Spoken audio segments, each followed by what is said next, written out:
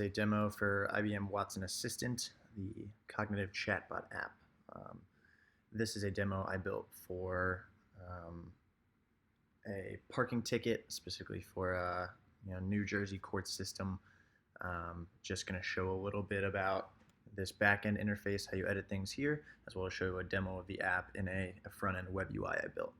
This is going to be your workspace for where you build out a chatbot. There's three major concepts here: intents, entities, and dialogues. Intent is kind of what it sounds like, the intent of the person talking to the chatbot. We have an intent that's ask about ticket. Some of these are generic ones that you can add into a bot that I think are very useful. Approve response, reject response, start over, unsure, things like that are pre-built into the bot that you can add in that are very common situations people find themselves in. We have specific ones here: find ticket info, find court types, pay online, pay ticket. These are all things you build out yourself, and you can modify and add examples here on the right of however many you want. So you can, there's a lot of ways to ask about a ticket. This is the examples is where you would type in various ways you would ask about the ticket. Entities are more like nouns instead of intents or kind of verbs, actions you want to do. Entities are going to be nouns. So there's just one here. It's a judiciary fine, so you can enter various things. More complicated chatbots will need various entities in there, but it's essentially you enter synonyms. So if someone uses the word parking ticket instead of fine or fine, it will understand those. And then dialogue is where you're actually going to build out the chat here. It's a kind of like a decision tree. It's a logical tree branch. So you can see the subsets of what happens after you pick a given concept. It'll have different branches and subsections of each branch if it as the conversation goes down one of these trees. And you can test all this stuff out in this little window to the right, and you can train it a little bit. So let's say pay ticket in this window, and then it's saying paying ticket, and goes to the next branch in this decision tree. So here, ticket information gathering. So this is where you're at now.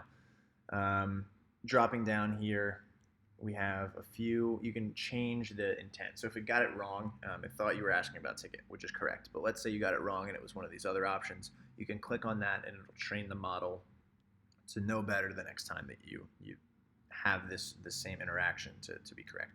But this is not the actual demo. This is just the way someone on the back end who's building out the chatbot would train that. And there's various other capabilities that we don't have to get into right now. Okay, going to the actual demo here. This is a front end that I think is very helpful, especially for developers and people to see some of the code that gets sent back and forth on the right after every interaction happens. So let's simulate a conversation where someone just has no idea what they're doing. But what can you do? So it gives you a few options. Here you'll see it recognizes the intent as general agent capabilities. The confidence level is 99%. And then it's going to tell you what nodes you visited in the logic tree. This one's obviously not very interesting, pretty straightforward. So let's say closest court to me. You can say various things. It'll understand that you're asking for the closest court. And this is, again, I hard-coded it to say this one every single time because that was, when I gave the demo, it was going to be the closest one to the location we were at without actually building in the functionality. But it simulates building in geo-information systems, which is definitely possible to integrate with.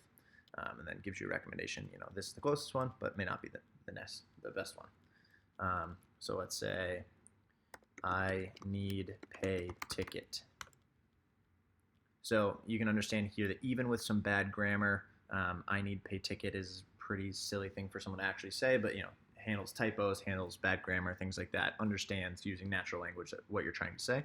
Says you're asking about paying a ticket. You can either send a check to the municipality or you can pay it right now with the guidance.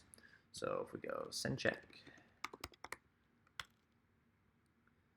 it's going to think for a second, respond, and say, great, if you know that, please mail a check to that clerk's office. Otherwise, so let's say I got a ticket somewhere that's not near me. I don't know the name of it. I'm going to enter a ticket number. Again, it's hard-coded to give you back a given response no matter what number I enter in.